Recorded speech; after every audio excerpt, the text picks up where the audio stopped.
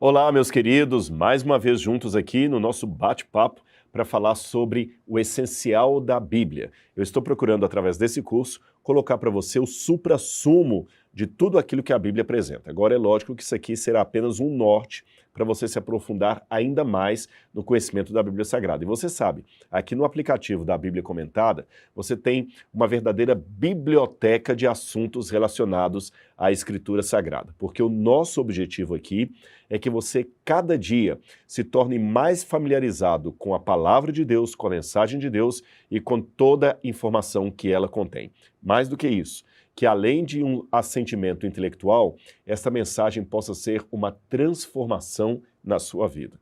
É por isso que nós sempre começamos o nosso estudo com uma palavra de oração e eu fico muito feliz pelo privilégio que eu tenho agora de erguer a minha fronte a Deus e orar junto com você. Vamos falar com o Altíssimo? Querido Senhor, amado Pai, obrigado por Tua graça, obrigado pelo Teu amor, obrigado por mais um dia de vida, obrigado pelo privilégio que nós temos de compartilhar a Tua mensagem com o nosso semelhante.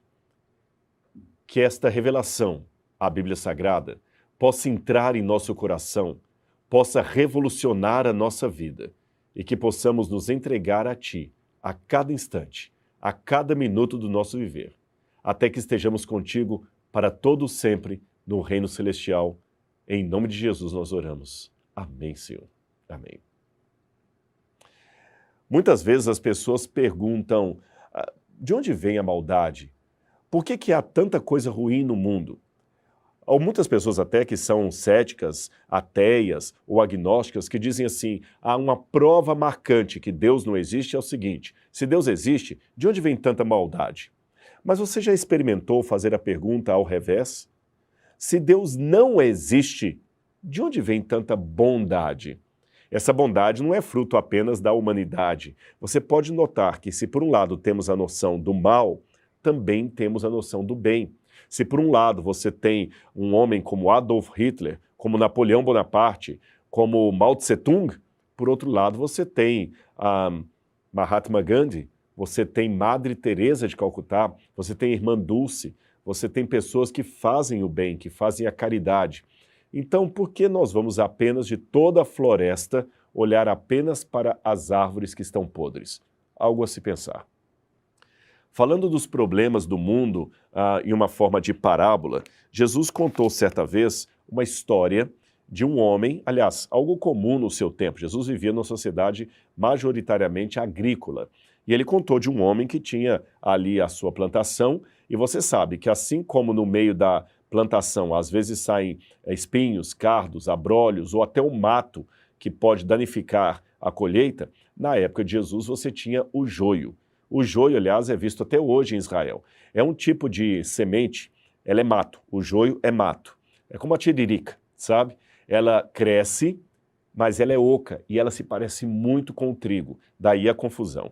E Jesus contou de um homem que tinha uma plantação, isso está em Mateus capítulo 13, versos 24 até o verso 30, e ele fala que esse homem plantou ali toda a sua seara, todo o seu trigo, mas no outro dia os empregados viram que quando a semente começou a brotar, havia muito joio no meio daquela plantação. E eles fazem a pergunta para o senhor da lavoura. Verso 27, os servos do senhor do campo dirigiram-se a ele e disseram, Senhor, o senhor não plantou apenas semente em seu campo? Então de onde vem o joio? A resposta, um inimigo fez isto. Esta resposta de Jesus ela é emblemática porque ela aponta para a própria história da humanidade e uma parte, um capítulo da história da redenção. Deus plantou apenas a semente do bem. Como eu já falei noutra situação, o mal não é uma contingência necessária para a existência do bem. Algumas pessoas que têm uma ideia meio de yin e yang, sabe aquele símbolo que tem o preto e o branco, ou seja, a luz e as trevas, tudo misturado ali, e que esses dois elementos, ainda que não entrem em confluência, um é necessário para a existência do outro. Essa não é a existência bíblica, essa não é a defesa bíblica. O que a Bíblia ensina é que Deus é luz e nele não há treva alguma. Mas o mal surgiu no universo. Um inimigo trouxe o mal à existência. E como foi isso? Para começo de conversa, eu quero colocar duas coisas para você. Como eu disse, esse argumento já foi dado em outra situação. Algumas pessoas podem falar assim, como um professor desafiando os alunos em sala de aula. Deus criou tudo? Sim, Deus criou tudo. O mal existe? Existe. Então Deus criou o mal. Opa, calma, disse um aluno. O mal existe até certo ponto, porque, por exemplo, em química, o frio não existe. O que existe é a ausência de calor. As trevas não existem. O que existe é a ausência de luz. Então, o mal, per si, na verdade, é a ausência do bem que cria a sensação do mal. Então, esse argumento que eu já dei, você precisa tê-lo novamente aí bem claro na sua mente. Um segundo elemento de raciocínio que você precisa ter para entender essa problemática da origem do mal seria o seguinte. De acordo com a metafísica, uma das matérias mais complicadas em filosofia, quando eu fiz a faculdade de filosofia, mas eu prometo que vou tornar aqui bem claro para você entender, bem mastigado, a metafísica coloca muito a doutrina do ser. As coisas são, mas o que significa ser? E a metafísica estuda bem o ser. Então fala, por exemplo, do acidente, da essência do ser, o que é a substância, o que é acidente, são muitos termos técnicos. E dentro do campo da existência, a metafísica trabalha com dois tipos de existência. Aquela existência em potência e a existência em ato. O que significa isso, Rodrigo? Eu vou explicar para você.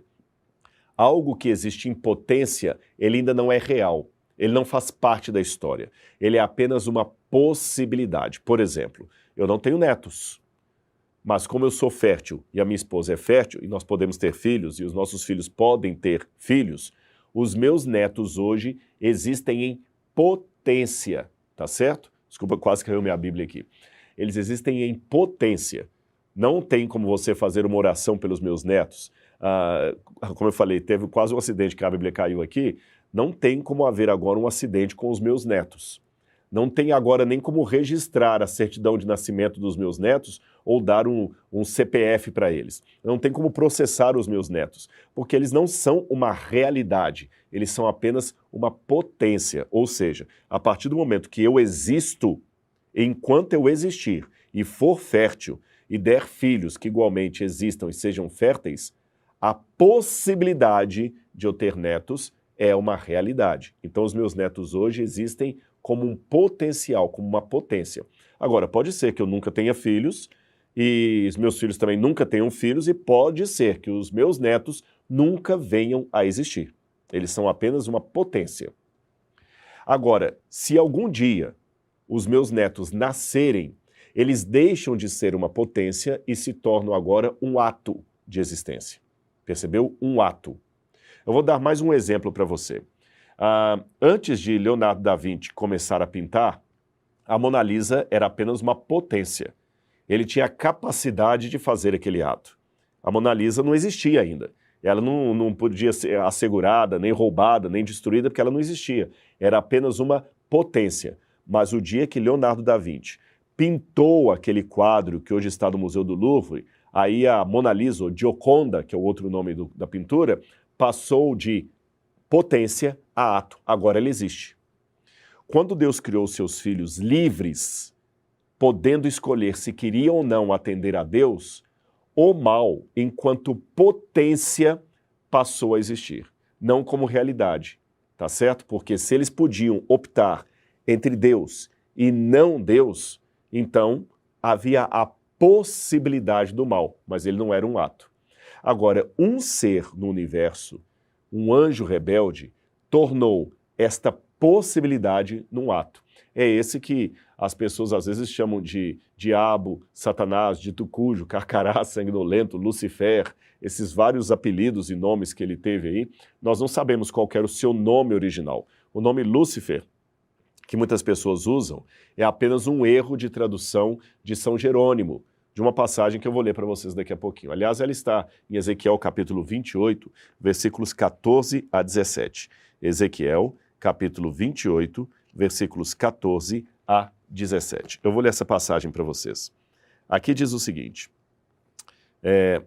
você foi ungido como querubim guardião, por isso eu o designei. Você estava no santo monte de Deus e caminhava entre as pedras fulgurantes. Você era inculpável em seus caminhos desde o dia em que foi criado, até que se achou maldade em você. Por meio do seu amplo comércio, você encheu-se de violência e pecou. Por isso eu o lancei, humilhado, para longe do monte de Deus, e o expulsei, ó querubim guardião, do meio das pedras fulgurantes. Seu coração se tornou orgulhoso por causa da sua beleza. Você corrompeu a sua sabedoria, por isso e por causa do seu esplendor. Por isso eu o atirei à terra. Fiz de você um espetáculo para os reis. Agora, o curioso é que se você ler o contexto todo dessa passagem, você vai ver que aqui é um oráculo de Deus, contra o rei de Tiro. Tiro era uma cidade inimiga, aliás, um porto fenício inimigo dos hebreus, inimigo dos judeus, que ficava na região que hoje é o Líbano. Mas aí você pode perguntar, Rodrigo, mas aqui não está falando de Satanás, está falando do rei de Tiro. Preste atenção que em alguns versos antes, ele realmente está falando do rei de Tiro, mas ele coloca alguns elementos que não correspondem a um rei humano. Ele diz o seguinte, olha bem, verso 13. Vou ler um pouquinho antes. No verso 12, Filho do homem, erga um lamento a respeito do rei de Tiro e diga-lhe, assim diz o soberano Senhor, você era um modelo da perfeição, cheio de sabedoria e de perfeita beleza. Você estava no Éden, no jardim de Deus. Todas as pedras preciosas o enfeitavam. Sárdio, topázio, diamante, berilo, ônix, jaspe, safira, carbúnculo e esmeralda. Os seus engastes e guarnições eram feitos de ouro. Tudo foi preparado no dia em que você foi criado. Ora, o rei de Tiro não estava no jardim do Éden, no santuário de Deus. Ele não habitava o monte de Deus. Então, como resolver esse aparente paradoxo? É que na mentalidade bíblica antiga, os reis representavam o Deus que estava por detrás deles. Mesmo no mundo pagão, era assim. Tanto é que, por exemplo, no Egito, o faraó era o deus Horus encarnado. Tanto é que quando havia uma audiência com o faraó, a pessoa não podia olhar para o faraó porque estaria olhando para o Deus. Na época romana, para antecipar um pouquinho, o próprio imperador também era divinizado e costumava ser adorado depois que morria, embora na época de Domiciano ele quis trazer essa adoração enquanto ele ainda estava em vida. Então, como o rei representava a divindade que estava por detrás dele, Deus partiu do conhecido para o desconhecido. Deus mostrou que por detrás do rei de Tiro estava a divindade, o falso Deus que o estava comandando. E quem era esse falso Deus? Aquele mesmo anjo que caiu do céu. Por isso que o oráculo que condena o rei de Tiro condena também a Satanás e descreve a queda dele do céu. Ficou claro isso para você? Seria mais ou menos como alguém com um avião de controle remoto e com uma bomba sendo jogada ali, a pessoa está dirigindo o avião, os que estão ali só estão vendo o avião jogando a bomba, não estão vendo nenhum piloto nele, mas lá dentro da torre tem alguém comandando aquele avião.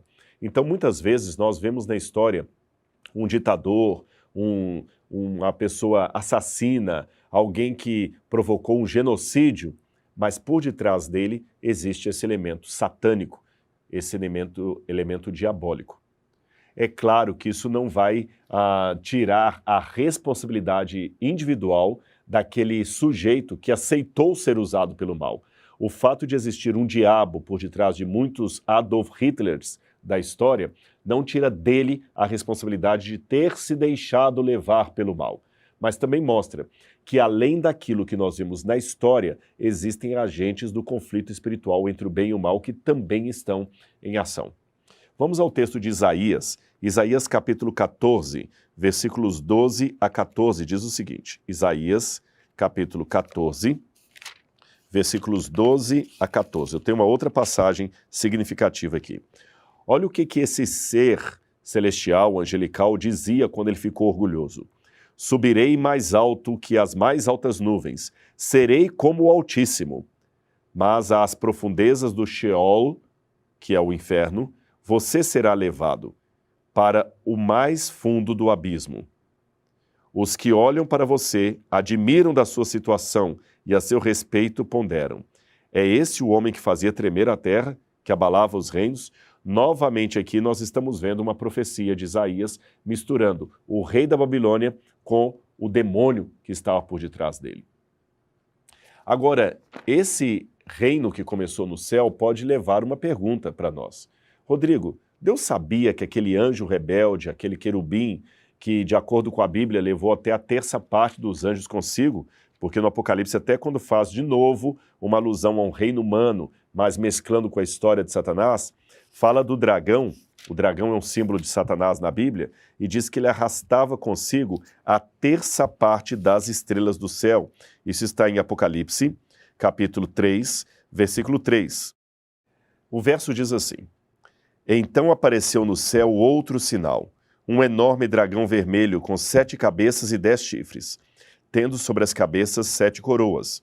A sua cauda arrastou consigo 1/3 das estrelas do céu, lançando-as na terra. Quando você vai a Apocalipse capítulo 13, ainda capítulo 12 ainda, a partir do verso 7, fala de novo desse dragão e o identifica como sendo o diabo. Diz assim: Houve então uma guerra nos céus. Miguel e seus anjos lutaram contra o dragão, e o dragão e seus anjos revidaram.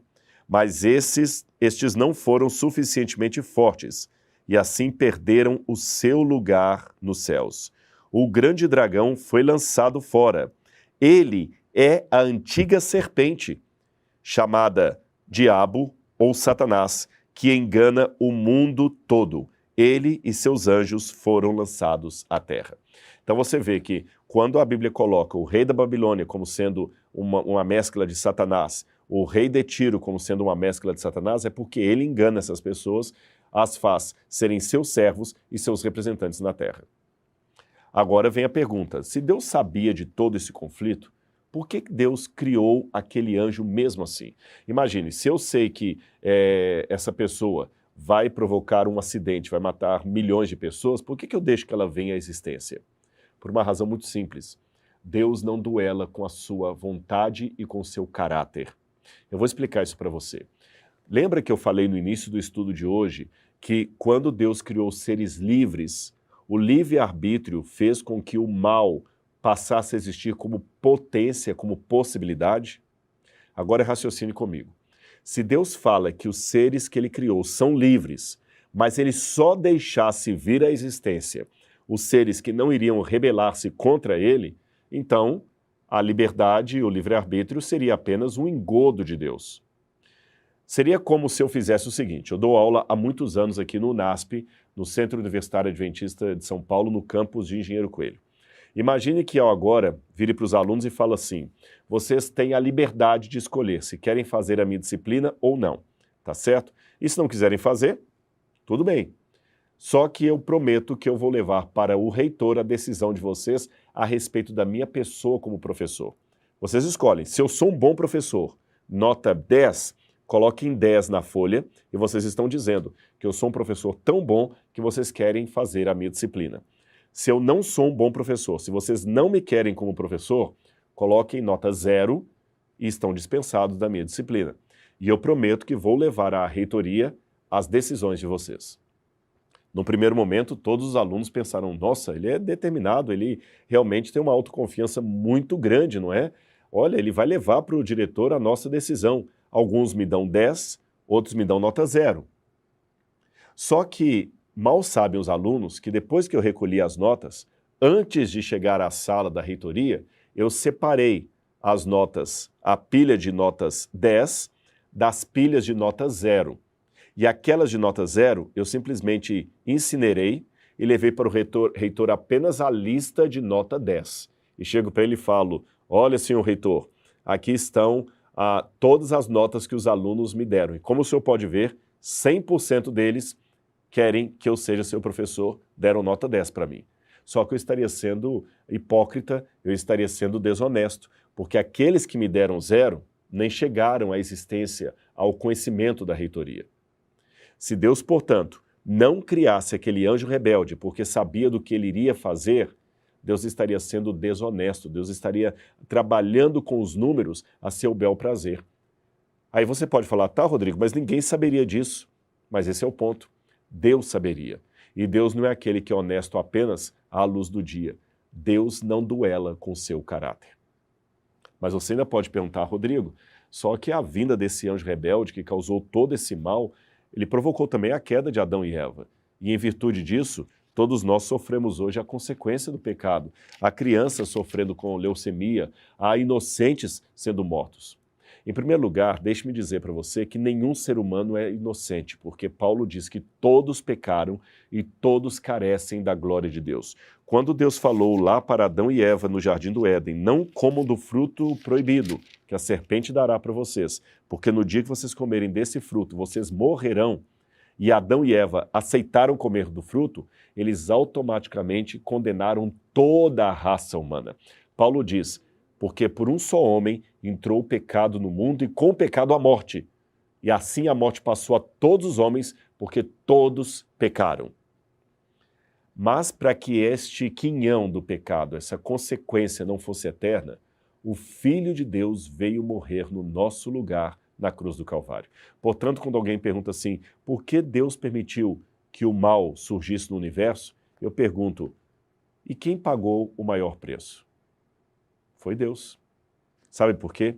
Aquela cicatriz que você tem de uma cirurgia, de um acidente automobilístico, não durará para sempre.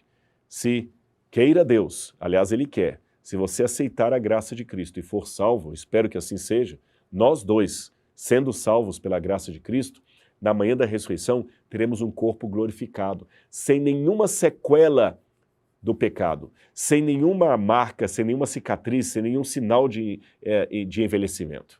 Nós estaremos com um corpo completamente rejuvenescido. Mas Cristo, depois que ressuscitou, levou para a glória o seu corpo humano, e nesse corpo humano, as marcas da crucifixão, o preço eterno que ele pagou para que a tragédia do grande conflito não durasse por toda a eternidade. E a promessa bíblica, eu termino com ela, é que não se levantará por duas vezes a iniquidade. Ou seja, depois que Cristo voltar, e depois que todas as coisas forem restauradas, e depois que houver um novo céu e uma nova terra, como diz o Apocalipse, e que o diabo, seus anjos e todos os ímpios forem destruídos, nós não teremos mais nenhuma dor, nenhum trauma desse período de caos e de angústia, porque tudo será passado e Deus fará todas as coisas novas. Portanto, eu quero dizer para você que você pode hoje, não pelo seu próprio poder, mas pela força que Deus lhe dá, enfrentar o inimigo em nome de Jesus, expulsá-lo em nome de Jesus e saber que a vitória é sua e não do diabo, porque você pertence a Deus. Eu espero que você tenha entendido então de onde veio essa criatura e saber que ela está com os dias contados, porque em breve o juízo de Deus virá à terra e o diabo e tudo o que ele fez será destruído. E nós que aceitarmos a graça do Senhor, estaremos para sempre gozando das delícias eternas ao lado do nosso Senhor, do nosso Salvador. Eu espero que você esteja lá nesse dia e eu também, junto com o nosso Cristo. Que Deus abençoe você e sua família e a gente se encontra no próximo estudo aqui para ver o essencial da Bíblia.